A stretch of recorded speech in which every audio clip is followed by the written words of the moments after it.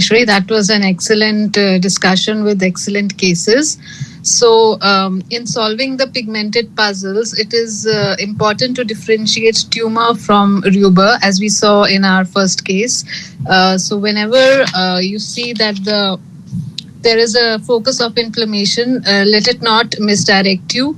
Always look out for any tumors, especially if there are no vitreous cells and the AC is quiet and the patient is immunocompetent. OCT can help us in picking up subclinical vitreous cells, and it can also show the contact sign, as Dr. JB suggested, which is seen in tubercular granulomas. A silent FFA is more suggestive of a neoplastic etiology. Still, if you think it's inflammation, you can treat but monitor very closely, especially the size on B scan, and follow up the patient very closely. And if you see that it is not regressing, then don't hesitate to go for a biopsy. It may be a neoplasm. Biopsy can be, as we saw in our second case, either a transvitreal biopsy, or we may need to make a scleral window. If we make a transvitreal biopsy, we can do a FNAC with a 27 gauge cutter, as Dr. LG sir suggested, using chandelier light. And you cut as you aspirate using a low cutting rate, and whatever's in the shaft you can give for the biopsy. But sometimes, like we saw in the second case, we know it's a tumor, but we don't know what it is.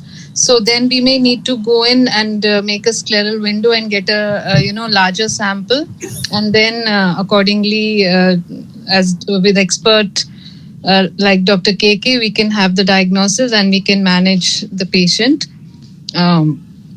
So sometimes we have METs, and in such a case we should never give up, because there are still many options available now, like chemo, radiation, brachy, TTT, and immunohistochemistry in pigmented cells is challenging, whereas it is better in non-pigmented samples with adequate sample size, of course, and especially spindle cell tumors. And you should always be innovative in treating, like, for example, using growth to treat growth, like Dr. LG gave the example of how we increase the size of the healthy liver and then take out the liver which has the METs in it. And always be innovative for the follow-up, because follow-up is very important even after the treatment. And you can use tele-ophthalmology, like Dr. Sugneshwari suggested, to increase the adherence to the follow-up, because till, like Dr. LG said, lifelong follow-up is important in these patients. And it's a lot of hard work, which all of you are doing for this, and kudos to all of you. I think that you want to add to the summary.